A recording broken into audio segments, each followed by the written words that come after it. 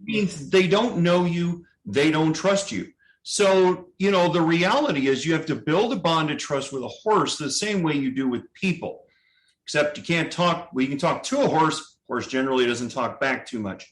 So we're going to put a grooming brush in your hand and get you to start working a rhythmic motion and, just forgetting about the world for a while. And because it's a process, you use they call it a curry comb for a mane and a tail. And if your horse is really dirty, you're going to need a more coarse brush and then a finer brush and learn how to clean their hooves and all of that. It's a process, right?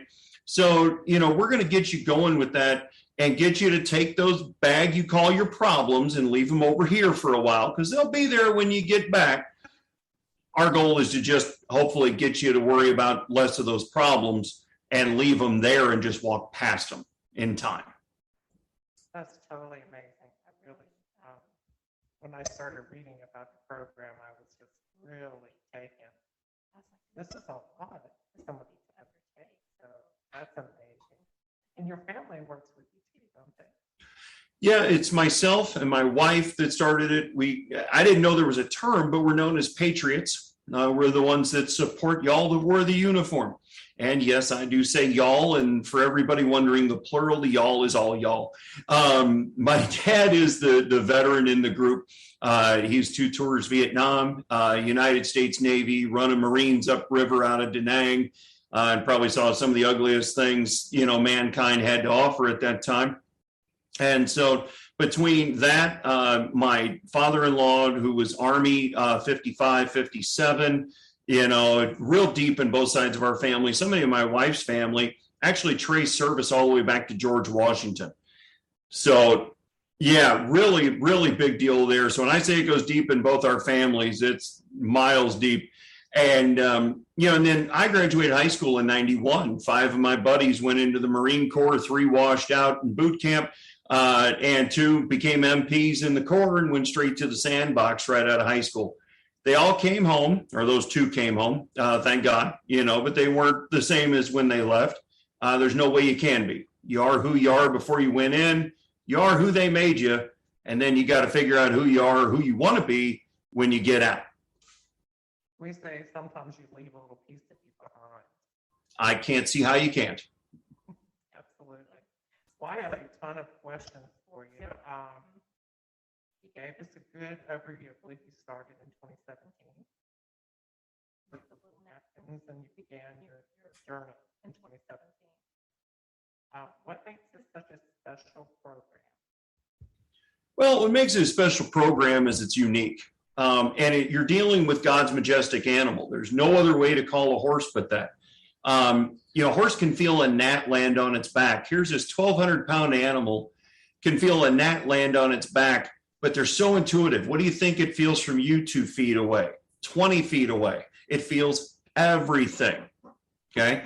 I was working with some horses in an event here we just hosted recently, and it was a wild Mustang.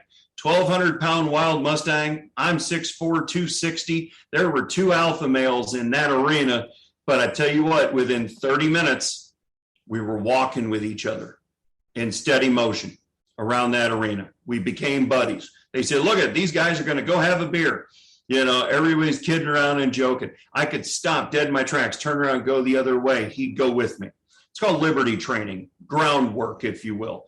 So, we wanted to go with horses because of how unique they are and how a lot of people don't really know about them.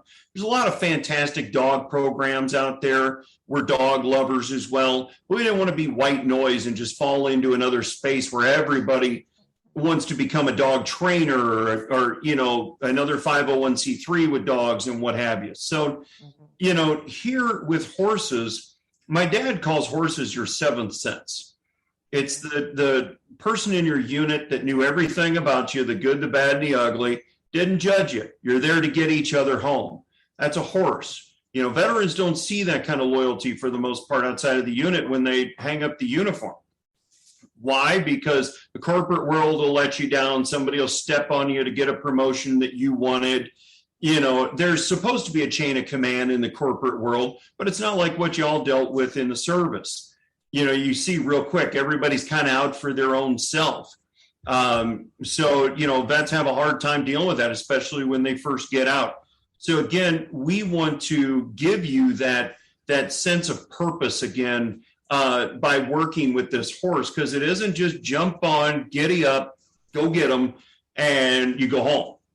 There is a process to it, and that's why we start you on the ground, because everything you learn on the ground translates to the saddle. So if you don't learn one first, the other's just not going to make sense. And you are so right, because the civilian world is completely different from the military world, unless you work for the government, and then sometimes it's just as bad. But you are used to that battle. You're used to taking care of your buddy. Your buddy's used to taking care of you. And then you get to the civilian world, and it's like, drop. Yeah. And how do you transition? How do you bridge to that? It's very difficult. Yeah. How is explained to me is when you leave the military, it's like when you break up with a boyfriend or a girlfriend. You just don't talk to each other anymore. You left. They've gotten better with some transitioning out programs. I talked to one vet, the transitioning program he was in was he got to wear his civvies for 2 weeks and then he was out. Woo, there's a big transition program. You get to wear jeans and a t-shirt. They teach you how to do a resume, somewhat. Yeah. So it's interesting, but one of the big reasons why we did this is we got sick and tired of being sick and tired of watching our government fail our servicemen and women. And it's not politics. I don't care if you're an RD, red or blue, y'all raised your right hand to defend the Constitution. So y'all need to be taken care of. If anybody gets free health care, it's y'all. And I mean the Cadillac plan, not the deny till you die. Here's another pill. And I come at this from a perspective of somebody who didn't wear the uniform, but is a great listener. God gave me 2 of these and 1 of these. And when I'm sitting with vets, I use these twice as much so I can learn. Because if you're not learning, you're dead. So you may as well keep learning. Right?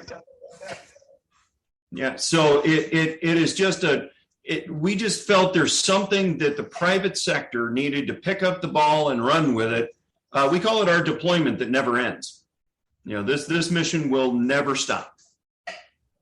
Absolutely. Another thing that really bothers me is I see a lot of veterans out there who they have no clue about the VA.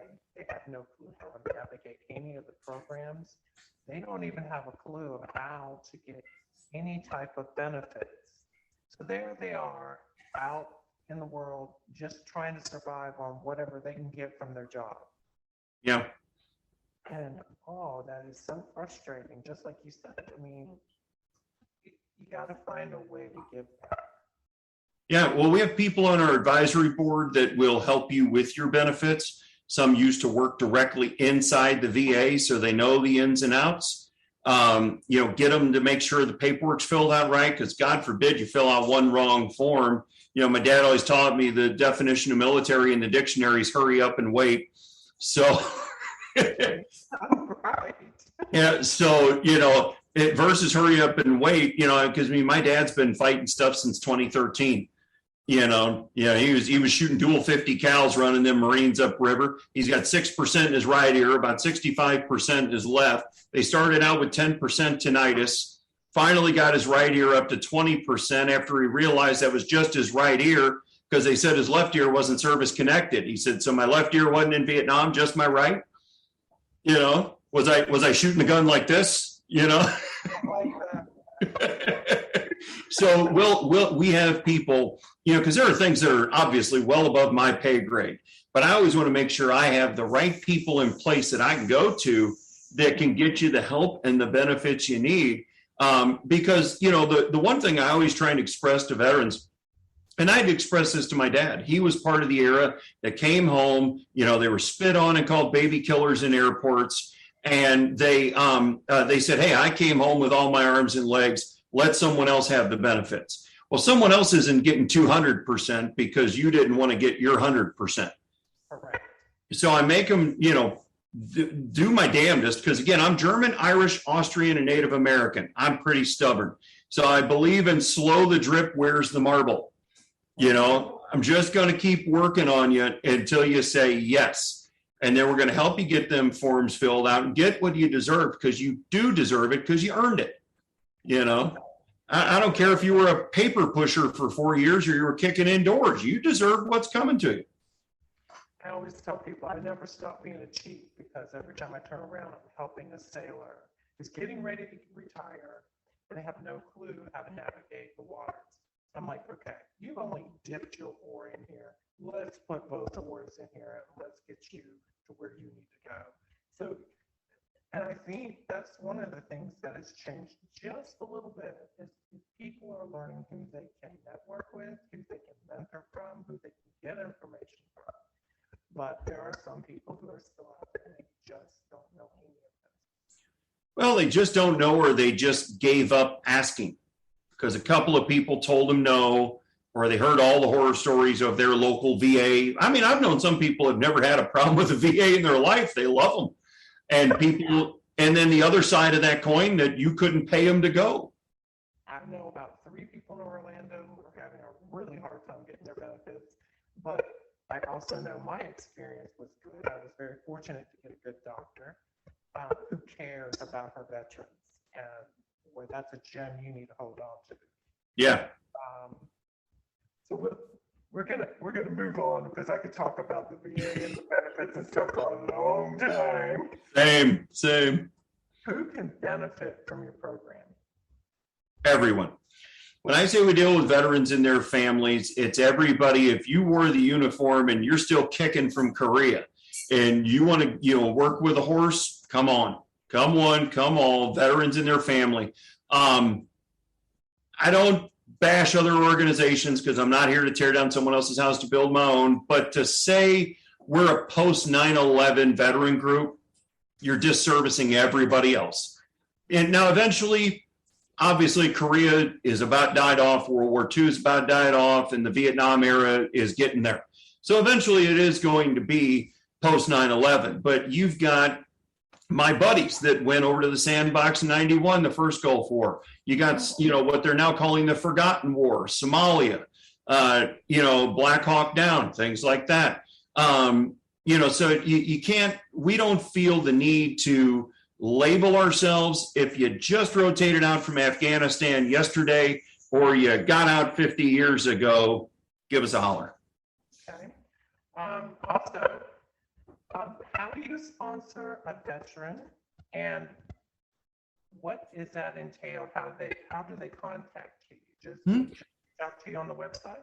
Yeah, they can reach us on our website at theveteransranch.org. It's got all our contact information on there. You can email us, you can call us, just get a hold of us any way you can. We do not charge veterans or their immediate family for what we do.